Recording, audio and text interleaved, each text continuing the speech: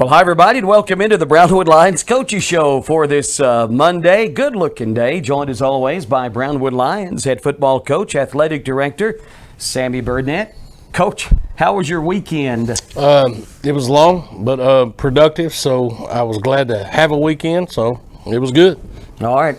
And we are here, so that's good. That is right. Amen to that. Well, of course, we'll talk a little bit about that Stephenville game on Friday night. Look ahead a little bit to Heritage, and we'll talk some volleyball and tennis and cross country too here on the show. But, you know, going back to the football game on Friday, I know you've checked the film and probably watched it many times. What was your take after watching the film? Kind of maybe break it down offensively and defensively. Sure, number one, I was really proud of our kids, the character they showed, and they competed the whole game, never gave up, never dropped their head and showed a loser's mentality. They just fought as hard as they possibly could and tried to give themselves every opportunity they could to be successful. So first and foremost, I shared that with them. I think in situations like that, you have to have a lot of positive. In just breaking the game down, I thought we did well in the special teams. We returned to kickoff. We had plus yardage for us on kickoff returns. We also held them to the 21-yard line for average on our kickoffs, which is the best we've done all year. We did have one missed PAT, but for the most part, I thought we won the special teams game, which was big. Offensively, I think in a nutshell, it comes down to the fact that we're turning the ball over too much. We had some pre-snap penalties. Now, granted, a couple of those were caused by their D-line simulating our snap count, and I kept telling the officials that they were doing that, and finally when they caught on to that, it stopped, and so did those penalties. So I think some of that was instigated by them early, and then later on we had a couple of holding penalties that put us behind the chains, especially after a third down conversion where we're getting 2 first downs, and we had 2 holding penalties that brought those plays back. So I think you take the penalties into play, and then the fact that we're turning the ball over, I think that's the difference in the ball game for us offensively. I think they scored 24 points over 24 points on turnovers, and they beat us by 25. And then on the defensive side, I think our kids are getting where they're supposed to be. They're just not finishing plays, and they're not making tackles. We're not being as physical as we need to be. Sometimes it looks like we're playing Red Rover, and we're reaching out there and trying to make arm tackles instead of delivering a blow and initiating a contact like defense should do. And so in a nutshell, that's the difference. I think the lack of physicality and not completing plays and making tackles and getting off the field on third down. Defensively, the turnovers and the pre-snap and post-snap penalties on offense, I think were the difference in the ball game, which in an area when you're trying to, at this point, when we've lost 2 games in a row and you're trying to keep your kids motivated as a coach, you got to be extremely positive. So we narrowed it down to the small things, the little things that are adding up to cause big problems. And I think if we can continue to focus on the little things, I think that we'll give ourselves opportunities to play in ball games. The next 2 games are going to be brutal on us. Midlothian Heritage is a very good football team. They're very good in all phases. They're big up front on offense and defense. They're extremely physical. They have a great back end in the secondary, some kids that can really go and are real athletic, and offensively they're big up front. Got a really good quarterback and a good running back. So we're going to have our hands full, but that's okay. You know, that's why you play the games. We're not scared of them. We just need to fix us and continue to grow as a team and, you know, get that chemistry right and see if we can't play together for 3 phases of a ball game. And I told the kids, you'll be surprised how good you can be. And if they do that, they'll be in any ball game they play. It doesn't matter who we play. So that's sort of our focus. I thought we had a good day today. I think our kids, you know, came in. We have a lot of kids that are banged up or beat up or out, but the ones that are there, you know, came in and have a good attitude and are trying to do the best that they possibly can, and that's all you can ask of them. So we are where we are, and it is what it is. But if you continue to grind and you continue to grow, you're giving yourselves opportunities, and that's all we can ask for is opportunities. You know, and a big focus for us is things haven't turned out the way we wanted to the last 2 weeks. Who knows what's in the future, but we do have some control over that. We have 4 games left, and we feel if we can win 2 of those 4 games, we'll be in the playoffs, and that's a big goal of ours. We don't want to be known as one of the teams that didn't make it to the playoffs in Brownwood, Texas. So we do have something to focus on, and like I said, we got to win 2 of 4, and I don't care which 2 of 4 they are. I'd like to win all 4 of them, but if that's not the case, let's become a good enough program, our team, that we can win 2 of the 4. And if we can do that, we'll have a chance to be in the playoffs and get to the first round, possibly second round. You know, I'm glad you mentioned two things, the turnovers, 10 in the last two games, and the point differential, as you said, 25. We gave them 24 points, as you pointed out, on turnovers. And getting off the field on third down, they converted almost all their third down opportunities. I think the biggest, though, and when we had their quarterback pinned on the sideline, and he somehow found Kason Phillips down the side, that was like a 3rd and 15 play. It was huge. Yep. I think it was still 17-14 at that point. That's correct. It's like I said, I told the kids last week, as a coach, I learned a long time ago from Coach West, and he was a mentor of mine forever. And Glenn told me, said, you can't preach a win. At some point, those kids are going to have to go out there and find a way to win a big ball game, a ball game that no one thinks they can win. And we have not done that this year. And I hope that we can do that on Friday. But if our kids if we can get something positive happening early, and we can get excited about it, and I think we can be successful and have an opportunity to win one of those games. But they're going to have to go out there and they're going to have to find a way to get that win. As a player, as a coach, we can lead them. We're going to put them in the right positions. We're going to give them the best opportunity. But a coach doesn't make a tackle, a coach doesn't turn the ball over, a coach doesn't get a penalty, da-da-da-da-da. So not not blaming the kids. I'm just saying they're going to have to go out there and execute. So I think if we can get that fixed and right that ship, I think we'll be just fine. And like I said, our kids aren't scared of anybody.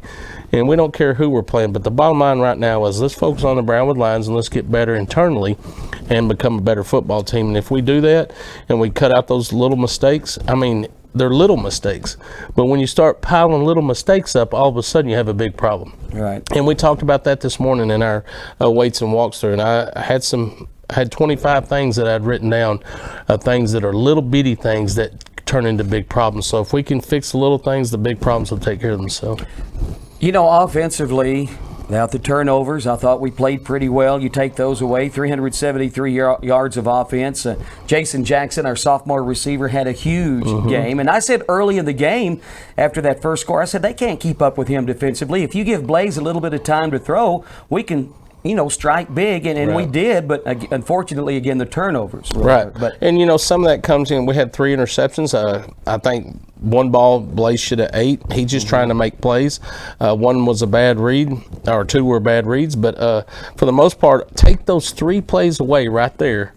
Take those 3 plays away, and it wasn't his fault we lost the football game. Let's make sure we're clear on that. Sure. But if we just take those 3 plays away, maybe throw them away or make better reads, that's a big difference in the game. And like I said, not blaming him. He's doing the best he can. And then we had a turnover just off of sack, and I don't blame him for that. That was a blindside sack. I blame the offensive line for that. So instead of pointing the fingers, what we try to say, instead of pointing the finger to the quarterback or pointing the finger to the running back or pointing the finger to the lineman, let's all take ownership. Because if you don't do your job on a certain play, we're going to suffer. And if a play breaks down offensively or defensively in the special teams, it's probably because 1 or 2 people didn't do their job. So it's easy to point your finger and say, hey, the quarterback threw 3 interceptions or he turned the ball over, blah, blah, blah. But things have to happen during the course of that play with 11 kids on the field for that play not to be successful. And if we're having successful plays, it's because we're doing our job. So it's another area that we focus on. This is a team thing. This isn't an individual thing. There's not one person going out there and losing football games for us. It's all of us, and it's all 35 of us and all coaches. We take ownership in being a family. We break it out as being a family, and we take ownership of winning and losing as a family. So we don't point the fingers. It just gives us areas to work on in practice, making sure we're real clear about our reads and being able to see those coverages and understand those coverages or understand those protections and picking up those stunts, and, things like that. And then also on defense, fitting your gaps right, making tackles when you're there, not giving them the big play, finding a way to get off the field, someone step up, make a play. Those are just things we're not doing right now that are causing us to be behind in the win column. So like I said, if we can fix those things and not point the finger at each other, and let's don't let the wheels fall off the wagon. Let's still love each other and believe in each other. Let's go do what we can do. I think a lot of times that you go through adversity, there's a lot of trials, and talking to the kids, they take ownership, but coaches do the same. When we lose a football game, I take it personal. I feel like I hadn't done something right, and so do our coaches. And if you're a good coach, you feel that way. The hardest thing you can do as a coach is lose, and the hardest thing you can do as a player is lose. If winning was easy, everybody would do it. So we're just facing some adversity. I think it's how you respond to that adversity, the character character that you show through that low time and the faith that you have or the confidence you have in your teammates and your coaches and yourself to go out there and perform, the next time is when you start to grow. And I think that's a life lesson we're learning right now. And we're going to show up on Friday night, and I don't give a rip about Midlothian Heritage. We're going to try to go hit them in the mouth. And I think we can. And if let's just go, let's just learn our lessons and see if we can't have a great week of practice. And man, let's go support those kids and love on them and see if we can't get a W. But the life lesson that they're learning right now is what's most important to me. Amen to that. I totally agree with you. All right, let's move on from this game. Do talk a little bit about the health of the club for a minute, if you don't mind. I know we had some dings and bruises and a couple of kids limited play last Friday. Right, Tyler Tyner is out, still nursing the ankle. He didn't get to play much Friday night, and Tyner's a big force in what we do defensively.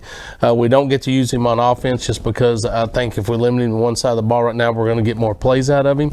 But he's still nursing a bad ankle. I think that Cade Jatan will be out for the season. I think he had a season-ending knee injury. I don't think that he'll be able to come back from that. Chance Jones is still hobbling around with an ankle injury, but we're going to see if he can get some playing time at outside linebacker this week. We're just not sure yet. Let's see. We lost Jordan Leach early in the game. He was on concussion protocol. We went an extra week with him to be safe and to make sure everything was good with him. And then he wound up falling down and landing on the back of his head, which was sort of a freak deal. So we're going to take it as he has a concussion, whether he does or not. And we're going to make sure his safety's, that his safety is the number one concern. And he may be back in 2 weeks. He may not be back. I don't know. But we're going to put that in, talk to Doc this morning, and we're going to make sure we counsel several doctors to get their opinion on how we should treat that, because the last thing I want is for him to have a career-ending injury or something because we put him in there too early. So, Blaze Espinosa is still suffering from a left shoulder injury. He can play quarterback because he's right-handed, but really concerned about him getting hit hard on that left shoulder, but, also has to go in there and play a little linebacker for us as well. So we're banged up, and I don't know if I hit everybody, but we're banged up and we're bruised up, and it just is what it is. But I still think unless you're injured and you can't step out on the field, you have a fighter's heart and you go out there and swing. Someone's swinging at you, better swing back or you're going to get knocked out. So that's sort of mentality we're taking. Do the best you can with the cards you have, and let's go play them. And of course, as you said, Heritage this Friday. We'll talk more about that game and get a scouting report on Heritage coming up on Wednesday's show. All right, Coach, how about our volleyball team on a roll now? Yeah, let's go over some results. We had some great results from last week. And, a lot of times we look at the varsity football team, if they're not having success and no one's having success. Well, that's not the case. Our JV, our combined team, and our freshman team all went over to Stephenville last Thursday and came out with wins. The JV won 42-8, the freshman won 28-6, and our little consolidated team, who is facing a ton of injuries right now, they're limping around. Our JV's limping around, and they still come out with a 36-32 win. So congratulations to them. Shoot, sorry, I'll get emotional. Those kids, the excitement to see on those kids' face when they get their first win was something else. And those coaches, so having those games, letting those kids go out there and go through struggles, finding a way to become victorious is sort of what it's all about. They're going to be better because of that. So I'm really excited about what they did Thursday. So congratulations to all three of those teams. And then, of course, our cross-country team went to Lampasas. They finished second. The boys finished second as a team. And Caleb Nelson, again, did a great job. Oh, yeah. I often wonder how many steps he takes compared to the other people in the event, because if he's 4 foot tall and you're 6 foot tall, you may take 2 steps, but he's going to take 5. So I'm sitting there thinking, here he is, finished second overall again, and I wonder how many more steps he had to take to get through that course than the other opponents. But he's something special. I really like watching him compete. He's not a big guy, but he has a big heart, and he competes and does well. And then Cameron Phipps finished 8th, and then Vincent Floyd finished 18th. So congratulations to the boys cross-country team and their second-place finish. at Lampasas. And then congratulations to the girls, man. They're rock and rolling the volleyball team. 3-0, I think, right now, and beat a good Gatesville team. So I didn't get to see that because I was trying to focus on the game, but congratulations to those girls. I get to go by every day and walk through the gym and watch them practice, and they got a good spirit about themselves. They're working really hard. They're buying into their coaches and really doing a good job. So congratulations to them. Oh, absolutely. Coach Smith is doing a great job with that volleyball team, and I went by workouts the other day. She's right there in the middle of them. That's and they right. are working their tails off, and it is paying off right now. And here's the thing: Tuesday at Warren Gym at 5 o'clock, we're going to be playing Stephenville. Okay. So if you don't have anything to do, you can go to the gate or the window, the door, whatever it is, get you a ticket at the gate and go watch those girls compete against Stephenville. That's going to be a big game for us. So it'd be nice if we could fill the gym and outnumber them and support our volleyball team as they try to go 4-0 in district play. And then Wednesday, our cross country team will be at Stephenville. So it'll be some good times during the middle of the week. All right. And then again, football on Friday at Heritage. Again, we'll talk more about that matchup on Wednesday. And we have football at Gordonwood Stadium Friday. San Saba Goldthwaite at 7 o'clock. I've been told that tickets will be sold at the gate, all $4 tickets. I forgot. Sorry. I got to go back. Tennis. Yes. We had this, got this email late Thursday, I think it was. And the superintendent at Stephenville was wanting to figure out a tiebreaker system, blah, blah, blah, blah, blah, for if we have a tie in tennis, how was it going to work? Well, we didn't have anything in the district minutes, so we were scrambling to try to get something set. And I talked to Coach Blasek. We had several options to choose from and ask her what options she wanted. So she gave me one. She said, Coach, you don't have to worry about that because we're going to go over there and we're going to beat them. Apparently they think they're going to beat us and we're going to tie, which they didn't. So she gave me a text back. They won 12-7 and didn't have to worry about a tiebreaker. So Awesome. She took care of her business. So I think right now tennis-wise we're sitting second, which is good. So we don't have to worry about that tiebreaker. But she promised me a win and she went over and got one. So congratulations to the girls and boys team tennis for beating Stephenville and sitting second place. Hey, that's awesome. I think Coach Blasek and Hutchins are going to be our halftime interview at the Heritage game. So that'd be good. We'll talk a little bit more about that with Mike Blagg doing the interview. That'd be real good. You want to listen to a spark plug, the Blasek boy. Oh, she got energy, and you can tell. Yeah, she's one of those. She can brighten up a room, and everybody is. And Coach Hutchins is more a quieter type, and but they both coach in two different ways, two different styles of coaching, but they get their point across and they educate those kids, and those kids love them, and you can tell because they play hard for them. So excited about the leadership that they provide to those kids. You know, it won't be long either till they break out the basketballs here before too long. Get a little thump going on. You know, speaking of that, the district changed up a little bit, as you know. It's going to be home and away for the boys and girls this year, district-wise. So, well, it's actually a benefit for me because by what happened with some of the COVID stuff and the lack of funding, it sort of cuts some travel budget. So it'll help me because I can stay at home and watch our teams instead of having to travel constantly. So we can save a little money there. I think the big reason why we did that is to try to keep the number of teams out of so many gyms. And we have split it up where the boys will play at one site and the girls will play at the other site during district play. There's positives and negatives of that. Right. You know, you don't get to see the girls every time and you don't get to see the boys every time, but we felt it was the best way to do it, to continue to have the season. You know, we want them to have their season too.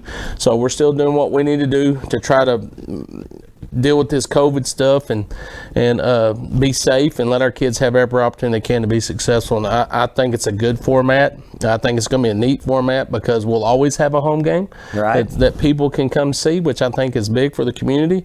And then, but yet in return, we're going to not see one or the other on that evening. That'll start January 12th, by the way, with Gatesville. I think the girls are there, the boys are here, or vice versa. So stay tuned. Yeah, and I think we moved that up. I think it's going to be, don't keep me wrong, I'll get this date too, but it may be the 5th of January that we start. We bumped that date up as well because so that if we did have some tiebreaker or game issues, that they have some time at the end of the season as well to do some makeup stuff if need be. Okay, check on that and let me know for sure because we are broadcasting those games. Dallas will do the boys, I'll do the girls, and Derek says, how can I be in two places at one time? But he works magic too, so he'll be fine. Well, knowing Derek and his work ethic, he'll be at halftime at one and then the other half at the other. So that's right. I tell you, Derek does a great job. BrownwoodNews.com there. All right, Coach, man, great stuff today. A lot of stuff to talk about. Anything else? Yes. I didn't forget. Yes. Pay attention. Okay, you hear that, Star? Pay attention. Tickets for Friday's game will be on sale at 8 o'clock tomorrow morning. That is Tuesday. You'll go to brownwoodisd.org. You'll click on the athletic website or link, and then it'll have a link for you to go online and purchase tickets. It is a maximum of 5 tickets. Wow. So you can get 5 tickets starting tomorrow at 8 o'clock. You can call the office. You can do all that kind of stuff, but Lisa's going to tell you the same thing. Every ticket is online. You got to go to brownwoodisd.org, click on athletics, purchase up to 5 tickets. Okay, I'm so glad you got that in there. Me too. I'd have got beat up. I did. Lisa would have hammered me. Yeah, we don't want that, got do we? All right, Coach, great stuff today. Anything else? Yeah, I want to thank those that make this show possible. Carl, you and KOXE and Star and Stuck and everybody involved to give us an opportunity to do this. Auto Glass Magic, Avalon Custom Homes, Bruner Auto Group, Syntex Body and Paint, Citizens National Bank, Syntex Equipment Sales, Dan Hill Containers, Dr. Bon Young, Dr. Pepper Bottling Company, Edward Jones Investments, Heart of Texas Internal Medicine, Howard Enterprises, Humphrey Pete's, Landmark Life, MC Bank, Painter and Johnson Associates, Slotsky's Deli, Smith and Sharp Agency, Sonic Drive-In, Stanley Chrysler, Texas Bank, Weldon Wilson Electric, Western Bank, and Willie's Teas. Thanks for what you do to make this show possible. Carl, behave yourself. I know our producer, Star. Can you edit that little piece of fuzz out that's well, here, that's bugging me right let there? Let me help you. Speaking of fuzz, that is fuzz. Oh, man. And I'm often asked people, at what point does hair become singular? Yeah, hair. When you get a haircut, yeah, literally. You didn't know bald Okay. could look so beautiful. I'm not so worried about my fuzz anymore, so never mind. You didn't know bald could look so beautiful, did you, Carl? It looks beautiful on you. You wear it well, Coach, Thanks. truly. Don't really have a choice, do I? Oh, man. That's what happens when you're 28 years in the education department coaching kids. Coaching, yeah, absolutely. Coach, I'll see you Wednesday. You bet. Have a great day, Brownwood. That's our Brownwood Lions Coaches Show every Monday and Wednesday right here on KOXE 101.3. Of course, at KOXE.com and streaming on the KOXE KBWD Facebook page.